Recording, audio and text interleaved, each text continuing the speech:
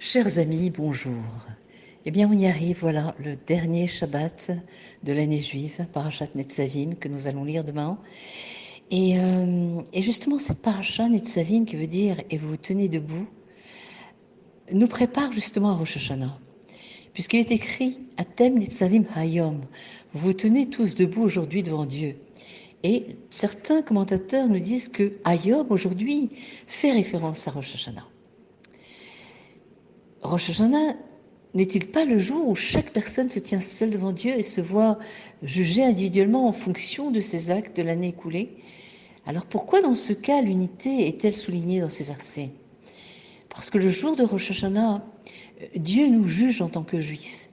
Si ne serait-ce qu'un seul juif dévoile un bon trait de caractère, accomplit une bonne action, retient sa colère, cela démontre qu'il y a quelque chose de bon caché en chacun d'entre nous, y compris chez celui qu'on croit éloigné du judaïsme. La révélation de cette unité apportera justement la bracha, la bénédiction, la simcha, à la création tout entière pour la nouvelle année. D'ailleurs, le nom Rosh Hashanah ne signifie pas le premier jour de l'année, Yom Rishon, mais ça signifie Rosh veut dire la tête de l'année.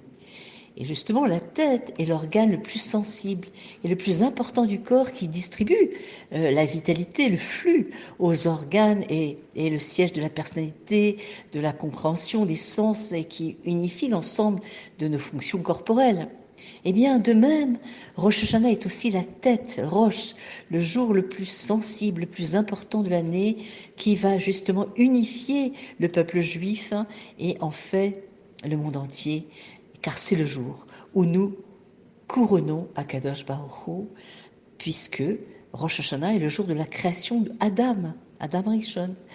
Et c'était important, pourquoi? Parce que c'est la dernière création. Et on dit En meler belo am. Il n'y a pas de roi sans peuple. Est-ce qu'un roi peut gouverner sur les végétaux, sur les animaux? Non, il fallait l'homme créé par Dieu le jour de Rosh Hashanah et qui va se réveiller, qui va dire Bo'u venishtachavu lifne Hashem osenu. Venez, il fait un appel à toute la création à venir, à se prosterner devant Akadosh Baruch Hu. Donc c'est finalement, il faut dire que Rosh Hashanah,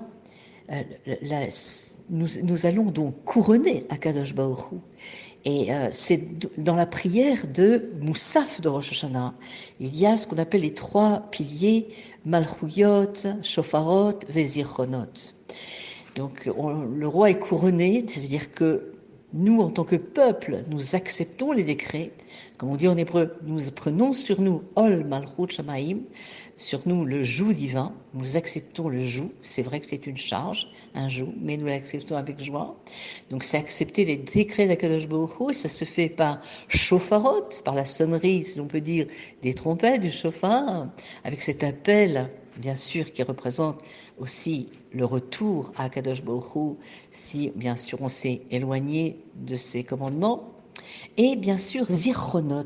Rosh Hashanah, c'est aussi le jour du souvenir. D'ailleurs, nous faisons la bracha à l'allumage des bougies de Yom Tov, dimanche soir. Ner Shel Yom, Baruch Ata Hashem Elokeinu Melech HaOlam, l'adlik Ner Shel Yom Azikaron. C'est le jour du souvenir, puisque par les sonneries du chauffard, les Juifs mentionnent leurs souvenirs devant Dieu pour obtenir, bien sûr, des bénédictions. Et d'ailleurs, Dieu lui-même le demande en disant qu'ils fassent monter devant moi leurs souvenirs pour le bien. Et je voudrais conclure avec une parabole qui est décrite par Rabbi Levi Yitzhak de Berditchev, le défenseur du Ham Israël. Et il raconte qu'un jour, un grand roi s'est perdu dans la forêt. Et il a beau chercher, il n'a jamais retrouvé son chemin, impossible. Il rencontre des villageois, les hommes ne l'ont pas reconnu, ses habits étaient déchirés, sa chair égratignée, son aspect avait changé. Et donc, ils m'ont dit, mais non, nous ne connaissons pas le chemin pour se rendre au palais royal. Finalement, un homme sage et intelligent a compris qu'il avait devant lui le roi. Il s'inclina respectueusement et il lui a montré tout de suite le chemin qui l'a conduit au palais. Les années passèrent. Cet homme a commis une faute devant le roi qui a ordonné d'appliquer une décision assez terrible, donc emprisonnement pendant un certain nombre d'années.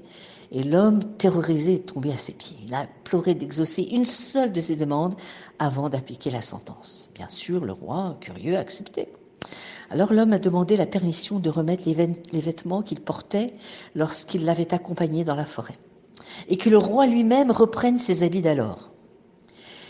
Une fois tous deux vêtus de leurs anciens vêtements, le roi se souvint du grand bien que lui avait fait cet homme. Sa pitié s'est émue pour lui. Il a retrouvé sa bienveillance à son égard et il lui a pardonné ses fautes et il l'a complètement réhabilité. Le roi, bien sûr, vous l'avez compris, c'est Akadosh Baruch Hu. Quand il est venu autrefois nous donner la Torah aux nations du monde, alors celles-ci ne l'ont pas reconnu et ils ont refusé la Torah. Alors il trouva un peuple sage, intelligent, le peuple juif, qui a dit immédiatement, Naaseh v'nishma, nous ferons et nous comprendrons. Donc Israël a accepté la Torah sur le mont Sinaï, alors que le son du chauffard sonnait de plus en plus fort. Et avec les mitzvot, les Juifs ont construit un palais pour la royauté de Dieu. Donc on voit que cependant, dans la suite des temps, les Juifs se sont éloignés du palais. Ils se sont rebellés même contre Dieu. Alors quand arrive Rosh Hashanah, le temps du jugement, nous voulons que Dieu se rappelle, comme nous avons accepté sa Torah sur le mont Sinaï, qu'il nous fasse du bien. Et c'est pourquoi nous sonnons du chauffard. On sait que ce Shabbat, c'est Shabbat Mevarechim Tishri. Et nous ne faisons pas la bénédiction. Et donc le Baal Hatanya nous dit au nom du Baal Shem Tov que c'est Dieu lui-même qui bénit ce Shabbat. Shabbat Mevarchim Tishri est béni par Dieu lui-même. Et par cette bénédiction d'Akadosh Baruch Hu lui-même de ce mois de Tishri, eh bien il nous donne la force de bénir les 11 autres mois à venir. Donc Shana Tovim en tout cas, qu'on soit tous inscrits et scellés pour Chaim Tovim, une bonne vie, pour la santé, et que très bientôt nous ayons la Géoula et que les exilés soient rassemblés en terre d'Israël, qu'on sort de toutes les épreuves, qu'Hachem se dévoile rapidement. Shana Tova, Gutiam Tov et Shabbat Shalom.